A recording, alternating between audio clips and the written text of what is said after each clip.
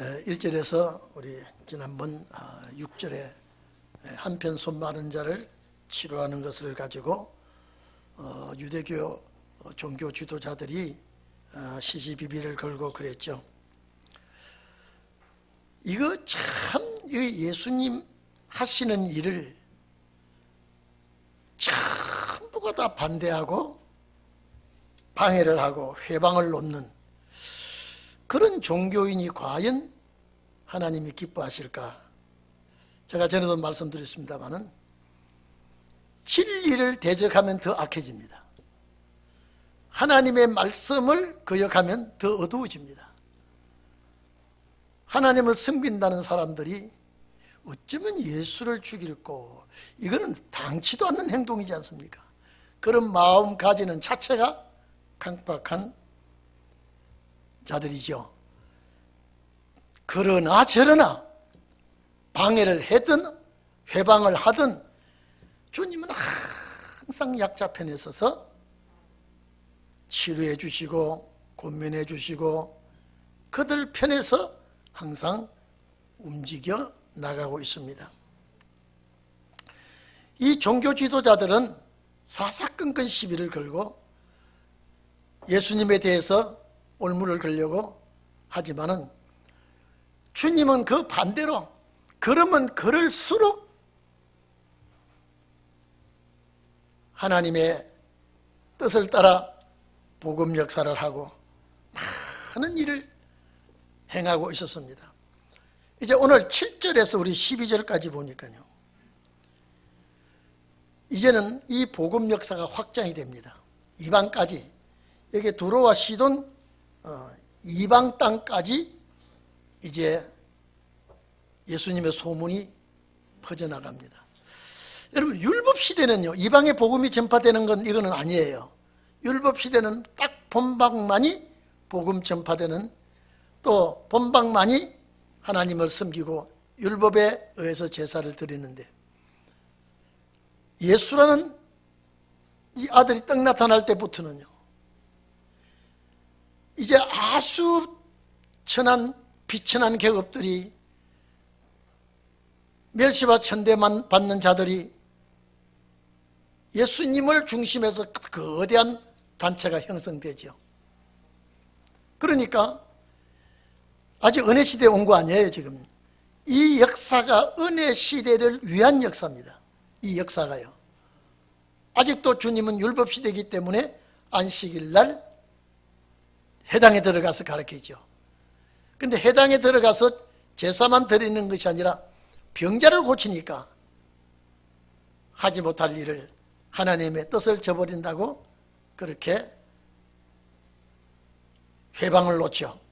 근데 오늘 7절 이 말씀 이하에 쭉 보면요, 반대하면 할수록 진리는 더 폭발하고요, 회방하면 회방할수록 진리는 전파되고 있습니다. 그러니까 누가 손해입니까? 여러분 봐보십시오. 율법교회 지도자들이 얼마나 손해를 보고 있는지 모릅니다. 손해 정도가 아니라 지금 이거는 망조가 들고 있습니다. 이게 한 시대가 오는 걸 모르고 있기 때문에 그렇습니다. 한 시대에 오는, 한 시대가 도래하는 걸 전혀 모르고 있기 때문에 그 진리를 반대하는 겁니다. 사도 바울이 그랬잖아요. 이제는 율법 외에 그렇거든요. 이제 율법 외에 하나님의 한 의가 나타났으니, 이건 유대인들이 들을 때는요, 율법교회 지도자들이 들을 때는 이건요, 아니 율법 외에 무슨 의가 또 나타나? 진리가 또 나타나? 그래서 바울을 해방하는 겁니다. 아마 바울이 예수님을 만나지 않았더라면요, 육신적으로는요 대단히 잘 나가는 사람이에요. 예수를 만나기 전에는 아주 바울은 잘 나가는 사람이에요. 종교계, 율법계 인정도 받았죠. 그 다음에 그 유대인들에게 정말로 내놓으라 하는 그런 위인이 바울이었었는데, 예수를 만나고 나서 전부 다 옛것은 쓰레기통에 갖다 버려버렸습니다. 배설물로 여긴다 그랬습니다. 그 당시에 로마 시민권을 가지고 있다 그러면요, 지금 미국 시민권은 저리 가랍니다. 그런데 로마 시민권을 가졌고요, 율법주의자 중에 율법주의자였고요, 가말리엘이라고 하는 유명한 학자 밑에 수업을 한 사람입니다. 그런데 예수를 만나고 난 다음에요, 내가 예수를 핍박한가? 사도 바울은요, 몰라서 예수를 핍박하고 예수 믿는 사람 잡아 죽이는 일에 열심을 받아가지고요, 국경을 넘어서 다메섹까지 가다가 주님 앞에 한 방 맞아서 회심을 했죠. 그로부터 나 같은 사람이 나오지 않기 위해서, 복음을 위해서 전적으로 육신의 생활을 완전히 던져버렸습니다. 이 바울이 그 길로 달려갈 길을 달려가고, 나는 나를 위해서 의의 면류관이 준비됐다 그랬잖아요. 오늘 여러분, 우리는 2000년 전에 주님을 만난 바울같이 우리는 말씀 자체가 그리스도예요. 요한복음 1장 14절에 보면 말씀이 사람이 되어 왔기 때문에, 말씀이 사람이 된 예수 그리스도가, 우리는 그리스도가 또 말씀이 되었기 때문에 이 말씀에 내가 정면으로 만날 때 주님을 만난 것과 똑같습니다. 이 말씀이 나를 사로잡고 이 말씀이 나를 이끌어 갈 때는 내가 그리스도 사람이 됩니다. 그리스도인의 삶이 되는 것이죠. 그래서 우리 본문 보니까요, 많은 사람들이 너무 예수님께 몰려오니까 예수님께서 이제 바다로 물러가시니라 그랬죠. 해변 쪽을 주님이 가시는데, 예수 소동이 지금 일어나는데 감당할 수 없을 정도입니다. 자, 갈릴리에서부터 큰 물이라 그랬죠. 여기는 대중, 군중이라 그랬는데 플레도스라고 썼는데요, 마태는 오클로스로 썼습니다. 많은 군중들이, 많은 무리들이 자, 예수님께 총 집결을 하고 있습니다. 갈릴리는 북쪽인데 유다와 예루살렘은 남쪽입니다.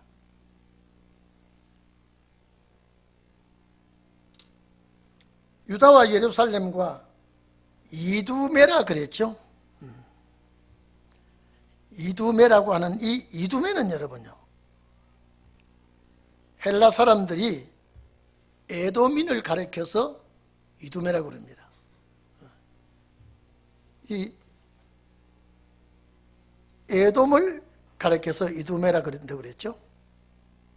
오늘 여러분, 우리가요, 세계적인 역사가 일어나기 전에 우리 이 지역에서 먼저 복음이 폭발하게 될 겁니다. 자, 그래서 이 역사에 우리가 서임받기 위해서 제일 중요한 것은 신운의 말씀, 은혜 시대와 신운의 날을 내가 분별할 줄 알아야 돼요. 우리가 육군이나 해군이나 공군이나 어린애는 모릅니다. 저 옷이 뭔지. 그러나 어느 정도 지성인이 되든지 좀 배운 학생들은 의복만 봐도 저 사람은 공군이네. 비행기를 안 타도, 배를 안 타도 저 사람은 해군이네, 저 사람은 육군이네. 의복에서 표가 납니다. 오늘 여러분, 우리가 이 의복은 말씀에 오시죠. 저 사람, 저 형제 말씀을 들어보니까 은혜 시대에서 한 시대를 더 나아가고 있는 신운의 말씀의 종이구나. 대화 속에서 여러분의 위치를 알아내기를 바랍니다. 기도도, 말씀 전하는 것도 은혜 시대와는 다릅니다. 그래서 이제 우리가 이 말씀이 폭발되면 바로 전삼년만 들어가는데, 그 폭발되기 전에 이미 우리라는 단체가 형성이 되면서 복음의 역사가 이미 출렁거리기 시작할 겁니다. 예수님의 역사는 율법시대에서 주님이 전하는 말씀은 율법시대 말씀이 아니라니까요. 율법시대지만은 주님은 은혜시대의 말씀을, 신약시대 말씀을 전파하기 시작했거든요. 오늘 우리는 은혜시대지만은 신혼의 말씀을 전할 수 있어야 됩니다. 그게 선구자예요. 그게 한 세대를 앞서가는 자들입니다. 그럼 여기 봐보십시오. 자, 가버나움뿐 아니라 갈릴리 전 지역입니다. 남쪽 유다와 북쪽 갈릴리, 예루살렘, 요단강 건너라 그래도 동쪽입니다. 이 동서남북을 지금 통틀어서 꽉 주님께는 모입니다.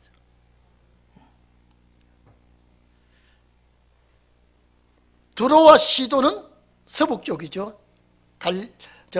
지중해 연안이니까. 여기 이방입니다. 이제 이방 땅까지 많은 무리들이 예수님께로 모이듭니다. 그래서 우리가요, 제일 중요한 것은 은혜시대의 십자가를 가지고 있으면서 이 말씀 사상이요, 철두철미해야 됩니다. 그래서 사도 바울 시대 때도요, 바울 밑에서 은혜를 받다가 율법교회로 가고, 거기 갔다가 시온찮으니까 또 바울이 설교하는데 모이고, 그래서 사도 바울이 그랬지 않습니까? 이 어리석도다 갈라디아 사람들아, 이 말은요, 내게 어째 중심에 바로 서지 못하고 왜 요동을 치고 있느냐. 양잡아 제사 드리는 데 가보니까 제사 드리는 것 같거든요. 사도 바울 전파하는 곳이나 제사 예배 드리는 곳 보니까 이거는 전혀 아니란 말이에요. 그러니까 여기 가서 옛 풍습을 버리지 못하고 율법을 따르다가 또 사도 바울에게 와가지고 또 주님의 말씀 십자가를 붙들고 이렇게 어정쩡한 이런 신앙생활을 그 당시에도 하는 사람이 많았습니다.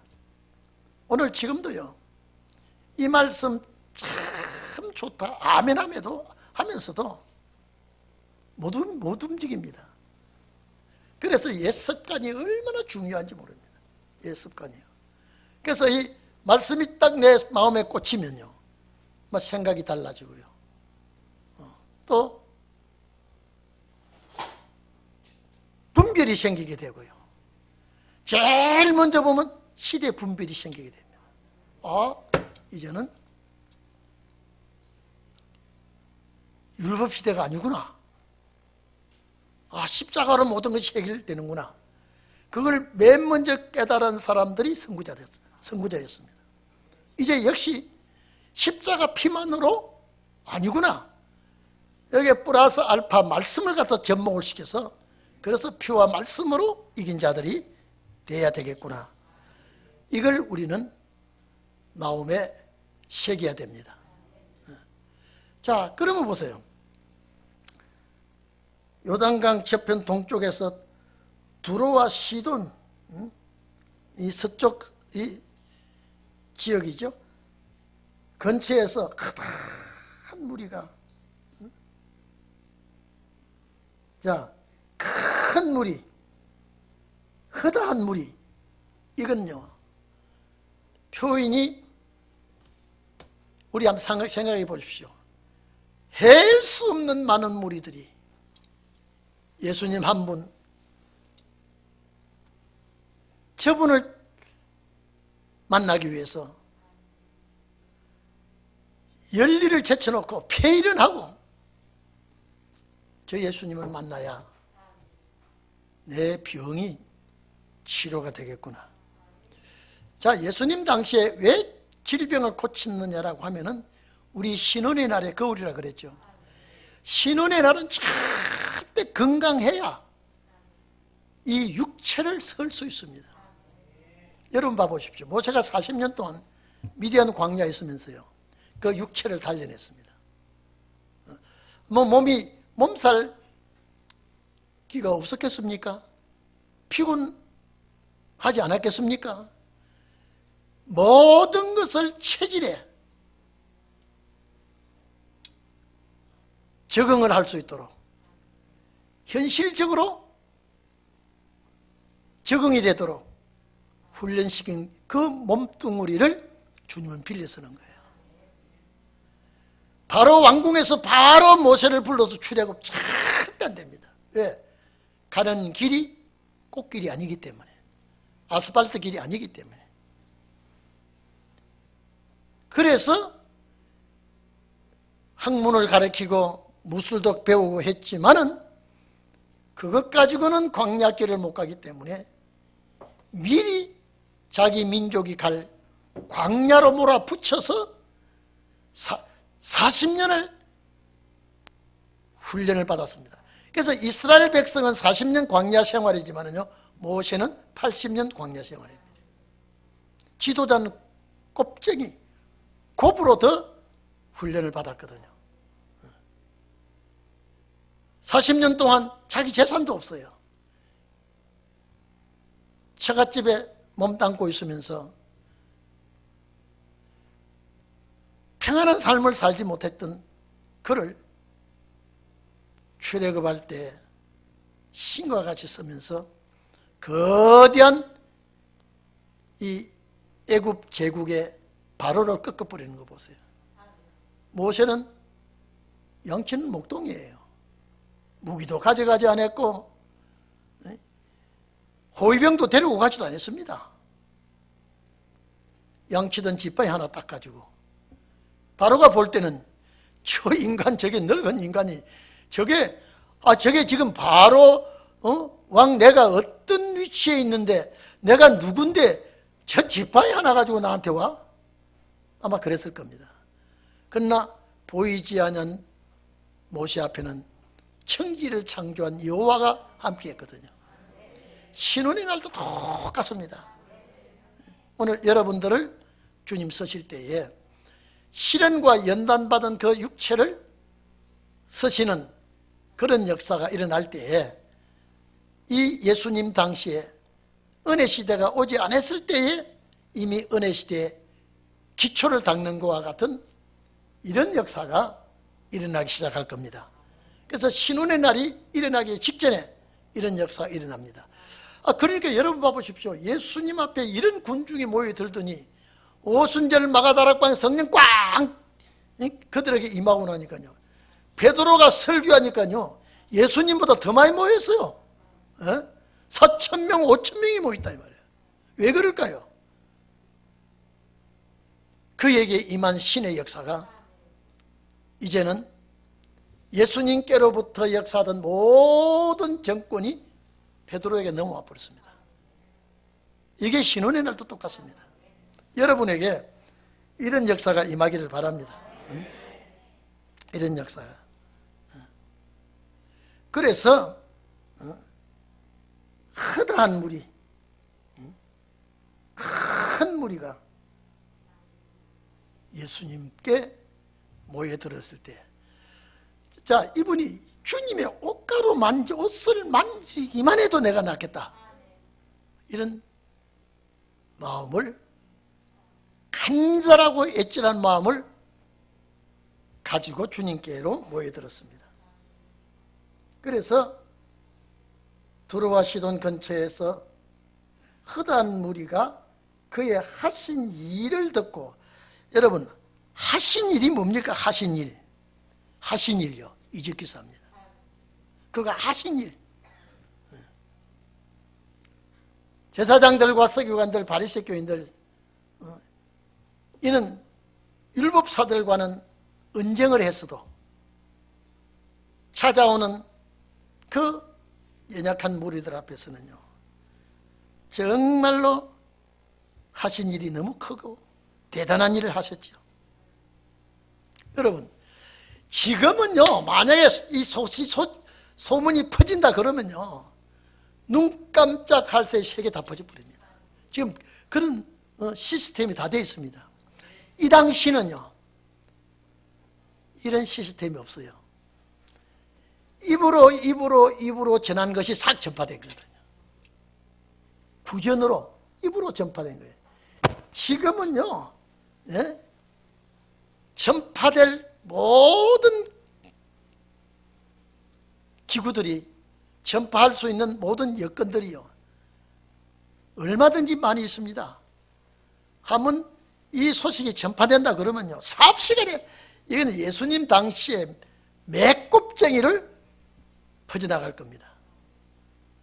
이 지역에 이렇게요, 동서남북에서 저 두로와 시돈 지방에서까지 모이던 것은요, 소리를 듣고 왔는데, 이 소리는 방송을 들은 것도 아니고 핸드폰이나 어떤 전파를 통해서 들은 것도 아니고 전부 다 구두로 통해서, 구전으로 전파된 소리를 듣고 모여 들었다면요, 이게 엄청난 사건이거든요. 엄청난 사건이요. 그러니까 오늘날 우리 시대에는 과학을 동원해서 전파되는 기간이 짧습니다. 은혜 시대 때는 전파가 과학을 동원하지 못하기 때문에요, 굉장히 더뎠습니다. 그래서 은혜의 해 그랬습니다. 은혜의 해. 그리고 추수 때는 신혼의 날 그랬습니다. 날로 따져버립니다. 그래서 1260일 그랬거든요. 은혜 시대는요, 해로 따졌습니다. 얼마나 급속도로 빨리 전파되는지 모릅니다. 그래서 여러분들은요, 갑갑하고 답답하고 어떨 때는 좀 속상할 때도 있지만은요, 기다리고 참고 또 참아봅시다. 반드시 주님은 여러분을 찾을 날이 있을 겁니다. 왜? 주님이 쓰려고 말씀을 담았기 때문에. 여기는 나이도 따지지도 않고 지식도 인물도 연령도 성별도 따지지 않습니다. 마지막 신혼의 날에 주님 쓰시는군요. 그래서 남종들 여종들 그랬거든요. 이게 엄청난 역사를 앞에 놓고 있기 때문에, 그래서 예수님의 이 역사를, 신혼의 역사를 놓고 우리에게 보여주는 것입니다. 구전으로 전파된 것이 그 먼 지방 두로와 시돈까지 전파됐다면 대단한 역사거든요. 이 하신 일은 예수님께 오기만 하면, 마음을 열기만 하면 다 치료가 됐어요. 마음을 열기만 하면요. 그래서 우리의 시대는 내가 준비되었을 때 주님은 우리를 이렇게 쓰실 줄로 믿기를 바랍니다.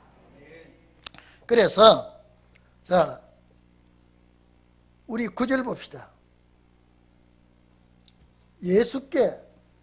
예수께서 무리의 애워사 미는 것을 면키 위하여, 자리가 비좁고요, 너무나 인산인해를 이루니까 작은 배 하나를 등대하도록, 등대하다 이 말은요, 대기시키라. 여러분, 이 제자들이, 여러분 이렇습니다. 베드로, 요한, 또 야고보, 안드레. 그러면 이건 베드로, 안드레, 요한, 야고보 이렇습니다. 두 형제들이니까. 아마 갈릴리 바다에 주름 잡는 어부들이었기 때문에, 과거 예수님 만나기 전에요, 이분들은 갈릴리 바다에서 잔뼈가 굵은 사람이에요. 갈릴리 바다에 베드로, 안드레, 요한, 야고보는요, 요한, 야고보는 그래도 아주 재력이 많은 사람이에요. 왜? 일꾼을 사서 고기잡이를 했지 않습니까? 예수님 나를 따르라 그러니까 아버지와 그 돈 주고 산 일꾼들을 맡기고 그냥 예수님 따라버렸죠. 이분들에게 자, 조그만 배 하나 준비하라 이러면요, 생소한 사람이 아니기 때문에, 갈릴리 바다를 주름 잡던 사람이기 때문에 이런 배 하나 준비하는 건 눈 깜짝할 사이에 할 것 같아요.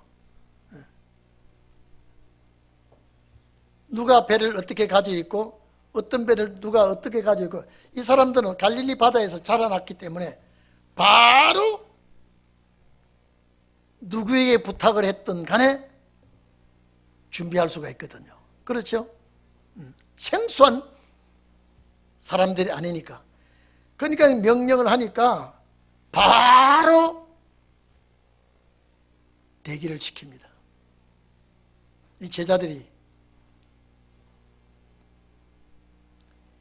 왜 많은 사람들이 사람을 고쳤기 때문에 병에 고생하는 자들이 예수를 만나고자 하여 자 피끈이 합니다. 여러분 피끈이 한다 그랬죠? 여러분 이렇게 봅시다. 이 사람들이요, 목마른 사람이 뭐 한다고요? 물 판다고요? 목마른 사람이 샘 판다 그러죠? 너무너무 인산인해가 이루어지니까 사람이 사람을 비집고 나가지 못하니까요, 여기에 피끈이, 이거는요 저돌적으로 아주 이게 뭐라 그럴까요? 아주 생사를 걸고 아주 체면도 염치도 없이 덤벼드는 행동을 피끈이 한다 이랬습니다. 여러분 봐보십시오. 여기는 체면도 없고 염치도 없고 질서도 없고 막 내가 다급하니까 인정사정 없이 막 파고 헤치고 밀고 당기고. 여러분 여러분들이 지금 이 자리가 갈릴리 가버나움 지역이라고 생각할 때 여러분들이 이렇게 저돌적으로 달려들겠습니까? 야, 좀 점잖아, 체면이 있으라 그러겠습니까? 어떻게 하겠어요? 여러분들도 막 저돌적으로 막 비집고 밀고 땡기고 주님께 가려고 하겠습니까? 아이고, 사람이 염치가 있어야지, 체면이 있어야지. 그래 어떻게 하겠어요? 여기 모인 사람들은 다 마음이 똑같습니다. 예수 보기 위해서, 예수 만나기 위해서, 예수 곁에 가기 위해서, 예수님이 옷이라도 만져보고 싶어서. 우리가 어떻게 여기까지 왔는데, 예? 우리가 어떻게 여기까지 왔는데, 우리 차 타고 지금은요 막 교통이 좋아서 뭐 대중교통 타도 참, 우리 세계적으로 대한민국이 대중교통 참 잘 돼 있다 그래요. 저때 저 외국에서 온 사람이 얘기하는데요, 세계에서 대중교통이 참 잘 된 나라가 한국이래요.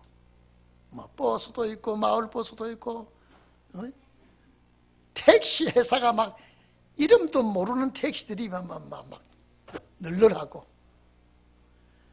그리고 집 나가면요 우리 집 화장실보다 10배 좋은 화장실이 널널하고요. 세계에서 화장실 제일 좋은 나라가 한국이래요. 그것뿐입니까? 세계에서 고속도로가 제일 잘 닦여진 나라가 또 한국이래요. 그리고 그 길을 잘 누리는 사람이 한국 사람이에요. 그래서 지금은요 대한민국의 소문이 얼마나 잘났는지요. 단 정치만 개떡같이 한다고 소문 나가지고요, 이거 빼놓고는 전부 대한민국이요 정말로 소문이 잘났어요. 이게 전부 다요 복음 역사의 밑거름이 되는 겁니다. 밑거름이 돼요. 제가 아까 그랬죠, 신혼의 날에, 마지막 신혼의 역사는 과학을 동원한다고요. 절대 과학 동원합니다. 그러니까 일어났다고, 여러분요 이 역사가 폭발되었다고 하면요 예수님 같이 잠잘 시간이 없을 거예요. 나중에 예수님의 형제들이요 예수님을 정상으로 보지 않았습니다. 얼마나 많은 인파가 예수님 주위에 모여들었는지요. 그러니까 예수님이 제자들에게 조그만한 배, 아마 조그만 배라 그러는 거 보니까 뭐 4, 5명 정도 탈 배면 조그만 배겠죠. 뭐 2, 30명 타는 배가 아니니까. 다른 지역을 가려고 하는데 그 많은 사람이 왜 저돌적으로 피권이 예수님께 이렇게 쫓아오느냐? 치료받기 위해서. 여러분, 예수님의 말씀만 들어도 속이 후련하니까요. 지금 말하면 우울증입니다. 여러분요, 기독교인이 우울증이 들어있다 그러면요, 말씀이 접촉이 안 된 사람이에요. 말씀이 내 속에 싹 들어오면요, 속이 후련해져야 되는 거예요. 그래서 예수님을 만나려고 한 사람들이 가까이 있는 사람들이 아니라 저 멀리서 왔으니까요. 교통도, 대중교통도 이용도 못하고 걸어서, 거의 다 걸어서 왔을 거예요. 거의 다. 근데 예수님 만나는데 와보니까 사람 많으니까요, 막 비집고 해치고, 내가 여기 어떻게 왔는데 그저 왔다가 돌아갈 수는 없잖아요. 그래서 예수님 앞에 이 많은 사람들이 모여왔지만은 예수님은 치료하고 또 치료하고 또 치료해주고 지역을 옮기게 됩니다. 많은 사람이 예수를 만나고 병 고침을 받고, 이게 병에 고생하는 자들이, 여러분 이 병에 고생하는 자들이 멀리서 올라오면 얼마나 힘들었겠습니까? 얼마나 힘들어 왔겠습니까? 병에 고생하는 자들이. 여기 이 병에 고생하는 자들이란 이 원뜻은요, 채찍에 맞은 자들이 이리 되어 있습니다. 그러면 하나님 앞에 잘못하다가 채찍에 맞아서 병을 얻어서 이제는 이 죄 문제로 얻은 병은 예수님께 오면 다 해결받을 수 있다는 걸 믿게 됐죠. 그래서 우리 11절 한번 보세요. 더러운 귀신들. 자, 여러분 보십시오. 왜 이 사람한테, 자, 여러분, 국가와 싸움 문제에 들어오는 귀신은 더러운 귀신이라 그러지 않고 사탄이라 그러죠. 용이라 그러죠. 그런데 하필 사람 마음속에 들어오는 이 더러운 사탄은 더러운 귀신이라고 하는군요. 첫째, 행동이 더럽습니다. 첫째, 행동이 더럽고요. 그 다음에 말이 정확하지를 못합니다. 이 사람을, 이 더러운 귀신이 들어오면요, 말이 정상인의 말을 못합니다. 또 행동도 정상인의 행동을 못합니다. 그러니까 여러분, 사탄의 역사를 오래 한 사람 보면 눈이 달라요. 눈빛이 달라요. 그리고 행동이 다릅니다.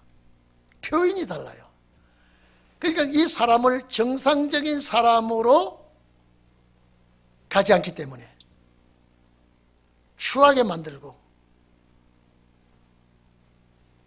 부모나 형제나 누구나 친인척도 논하지 않습니다. 마귀는 부모나 자식의 관계도 마귀는 격을 두지 않습니다.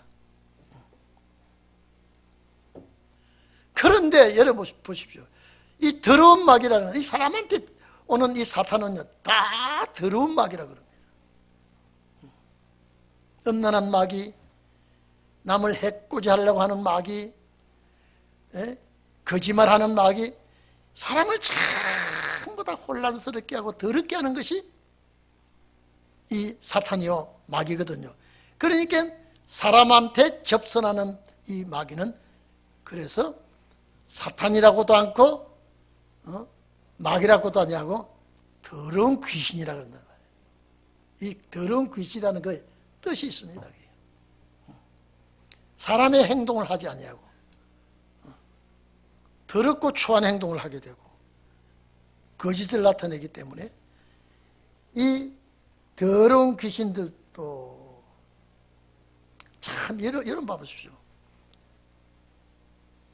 예수님께 유대인들 제사장과 서기관들 바리새 교인들은 예수를 욕하고 막 비판하고 죽이려고 그러고 뭐 별아별 소리는 귀신 들렸더니 뭐 죄인의 친구라는 별아별 소리 다 해도요. 더러운 귀신 들린 요것들은 하나님의 아들을 합니다.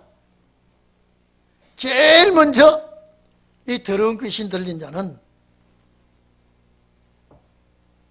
당신은 하나님의 아들입니다. 여러분요, 이 귀신은 영적 세계이기 때문에요. 육체는 모르는데 이 더러운 귀신이 뭔지 알아요.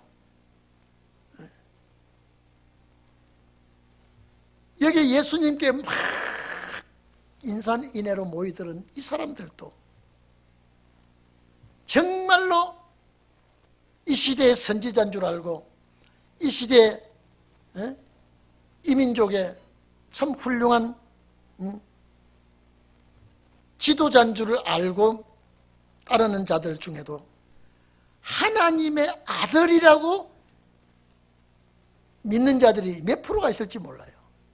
거의 없다시피 하다시피 그렇죠. 근데 지금 귀신은요, 참 그래 뭐 꼭 잘 알면 뭐 같이 한다 그래요? 귀신같이 한다 그래요. 귀신같이. 근데 이 귀신은요, 지나간 일은 100% 맞추는데요, 앞으로 될 일은 100% 못 맞춥니다. 빗나갈 때가 많습니다. 그러니까 여기 보세요. 인간은 하나님의 아들인 줄 몰라도 인간들은 영적 세계에서 보는 귀신은 하나님의 아들을 압니다. 예? 그리고 이 많은 사람들이 볼 때, 저 귀신 들린 자는 저분을 하나님의 아들이라고 그러네. 우리는 이 시대의 선지자로 알고 따라왔는데, 저 귀신은 어떻게 하나님의 아들인 줄 알까? 영적 세계는 그렇습니다. 하나님의 아들을 귀신은 알아차립니다. 왜냐면요, 이 귀신은 언젠가는 이분에게 결박을 당하고 무지경에 들어가게 되어 있습니다. 언젠가는요.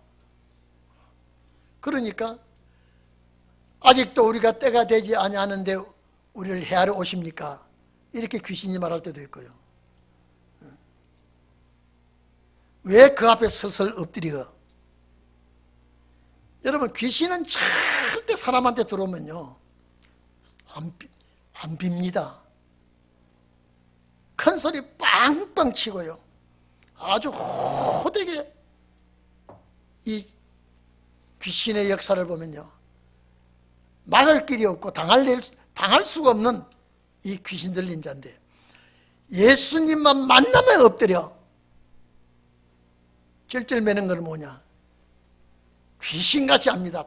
당신에 의해서 내가 결박을 당하고 무지경에 가게 되고요, 지옥불에 가게 되는 걸 귀신이 너무 잘 압니다.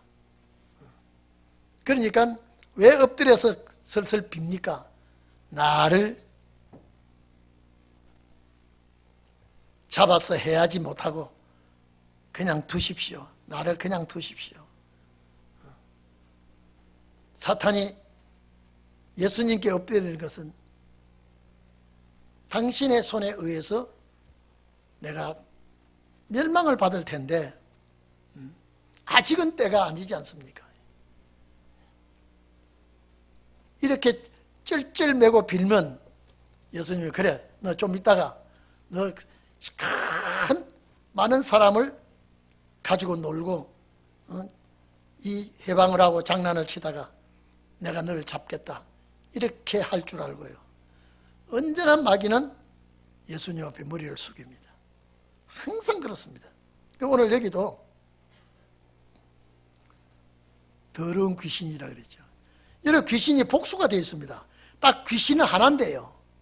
이 사람에게 A한테 B한테 C한테 다 들어갈 수 있습니다. 성령도 그렇습니다. 성령이 한 분이에요. 그런데 한 분인데도 10사람 100사람, 여러분 한국에 역사하는 이 성령이 미국도 역사할 수 있습니다. 그러니까 영의 세계는 다 함께 역사할 수 있습니다. 마귀도 마찬가지입니다. 그래서 원래는 귀신이 붉은 용, 사탄, 예뱀 이건데 역사할 때는 귀신들, 사탄들 이렇게 말하죠. 그래서 귀신들도 어느 때든지 예수를 보면 보세요. 어느 때든지 아주 꼬리를 내려온 것은 귀신들입니다. 예수를 보면 그 앞에 엎드려 부러지져 가는데 소리를 지릅니다. 당신은 하나님의 아들이니이다. 아 참. 여러분 그렇다고 해서 귀신 들린 자가 예수 믿습니까? 아닙니다. 당신은 하나님의 아들입니다. 나를 불쌍히 여기소서. 귀신이 하는 소리가 아니거든요. 하나님의 아들이라고 해도 귀신이 나가야 정말로 하나님의 아들을 믿게 되지요. 귀신의 소리는 사람의 소리가 아닙니다. 이 귀신 들린 자의 소리가요, 사람의 소리가 아니거든요. 귀신의 소리거든요. 하나님의 아들이니다니 예수께서 자기를 나타내지 말라고 많이 경계를 하니라. 자, 여러분 잘못하면 귀신 들린 자하고 예수님하고 합작이 돼요. 너 다시는 내가 하나님의 아들이라고 네가 너 입에 떠들지 마라. 반드시 때가 되면 하나님의 아들인 것을 알게 되는데 네가 먼저 수치고 떠들고 이 난잡을 부리지 말아라. 너가 이렇게 하면은 안 된다 이 말이야. 사탄이 네가 하나님의 아들이라고 그러면 많은 사람들이 너 말을 인정을 할 수가 있어. 너는 사탄의 소리이기 때문에 너의 입에서 나오는 소리는 이제 금지해라. 그래서 예수께서 자신을 나타내지 말라고 많이 경계한다 이런 엄중히 책망을 하는 겁니다. 너는 절대 그렇게 하지 말아라. 앞으로 이럴 수가 없다. 이제 여기에 이제 13절부터는요 12제자를 뽑는 내용이 나옵니다.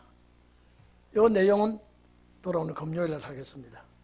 우리 14절부터는 예수님께서 제자를 뽑고 이제 본격적으로 이제 일을 시작하는데 또 서기관들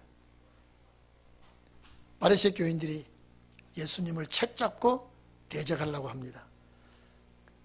앞으로 우리도 그렇습니다. 이방인은요 오히려 괜찮을 수가 있어요. 그런데 기독교인이라 제가 늘 얘기하죠. 여러분의 입에서 하나님의 말씀이 정확하게 나오면요 그러면 사탄은 싫어합니다. 성경에 기록되어 있어요. 네가 나를 가르치려고 하느냐? 네가 나를 지도하려고 그래? 여러분요 집사가 권사가 예를 들어서 목사님에게 이 조언을 하면요 너 나를 가르치려고 하네? 너 나에게 설교하려고 하는구나. 아주 당돌맞은 집사로 권사로 장로로 몰아붙입니다. 그 입에서 아무리 진리가 나와도요 안 받아들입니다. 그래서 예수님 같이 너희들은 받아주긴 안 받아주기나 나는 내 길을 간다고 하는 그런 신앙의 정로로 여러분 잘 가시기를 바랍니다. 우리 다 같이 동성 기도하겠습니다.